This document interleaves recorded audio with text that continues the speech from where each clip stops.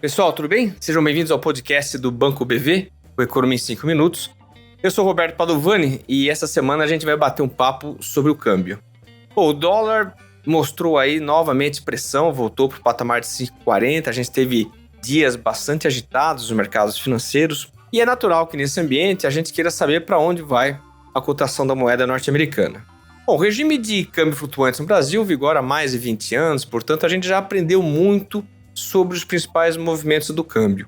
E dá para dizer que nesse período, 4 variáveis principais explicam a movimentação do dólar. A primeira delas, e mais importante, é o diferencial de taxa de juros. A gente aqui no banco usa a taxa básica de juros comparada com a taxa básica de juros nos Estados Unidos.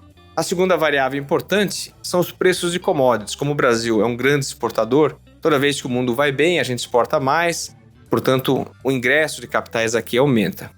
Terceira variável é o risco. Não importa saber se a gente vai ter rentabilidade com juros elevados, se a economia brasileira ou mundial é muito arriscada. A gente usa um termômetro aí de mercado para medir o risco em relação à economia brasileira. E o último fator é a cotação do dólar globalmente.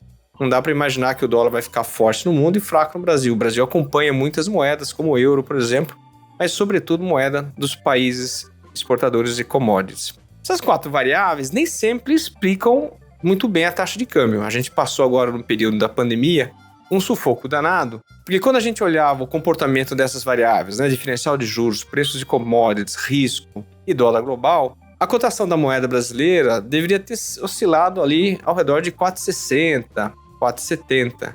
O que a gente viu nos 2 anos de pandemia foi que o dólar oscilou num patamar bem mais alto, na média em 5,40. Mas, de qualquer forma, essas 4 variáveis têm sido uma referência. Eu acho que podem ajudar a gente a tentar entender os movimentos a partir de agora. Mesmo sendo o câmbio uma variável financeira que sempre vai trazer surpresas. Bom, o primeiro aspecto é os juros domésticos. É verdade que com juros elevados a gente atrai mais fluxos financeiros para cá e com mais oferta de dólar, a moeda brasileira tende a se fortalecer. Mas o problema é que os juros estão subindo muito nos Estados Unidos também. E esse diferencial de juros, ainda que seja a favor da moeda brasileira, está se reduzindo. Portanto, a gente não pode esperar da taxa de juros uma grande contribuição para estabilizar a moeda brasileira. A segunda variável que a gente olha são preços de commodities. Como a gente está tendo guerra na Europa, novos confinamentos na China, juros subindo no mundo todo, encarecendo o crédito e reduzindo o consumo, é natural que a demanda mundial por matérias-primas se reduza, mesmo com problemas de oferta. E é o que a gente viu a partir de junho.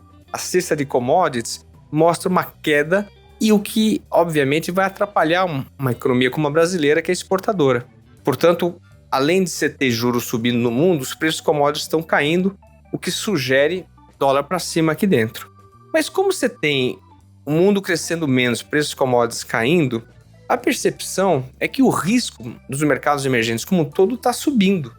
E, portanto, países como o Brasil se tornam mais arriscados e menos atraentes para os fluxos capitais.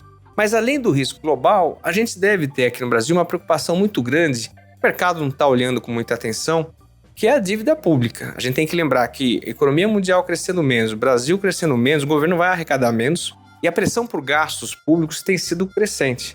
Seja qual for o próximo governo, provavelmente ele vai aumentar investimentos do governo, vai aumentar programas sociais e reajustar servidores públicos. Com menos arrecadação e mais despesa, é natural que a dívida suba num contexto global de aversão a risco. Portanto, não só o risco no mundo está subindo, mas o risco local também deve subir e tornar a economia brasileira menos atraente aos fluxos capitais. Agora, uma coisa curiosa também é que, como os Estados Unidos estão subindo mais rapidamente a taxa de juros em relação ao que a gente vê na Europa e na Ásia, é natural que os fluxos de capitais migrem para os Estados Unidos, valorizando globalmente o dólar. Então, o que a gente vê ao final dessa história é uma coisa interessante. A gente tem juros elevados no Brasil, que atrai fluxo, mas no outro prato da balança, a gente tem juros internacionais subindo, reduzindo o diferencial de juros a favor da moeda brasileira, dólar global forte, preços de commodities em queda e risco subindo. Quando a gente coloca todas essas informações nos modelos que a gente tradicionalmente usa, uma referência para a gente é um nível de 5,50. Portanto, o que a gente tem visto no mercado cambial é um movimento do dólar para cima que deve continuar ao longo dos próximos meses. Bom, essa história nos falamos na próxima semana. Até lá!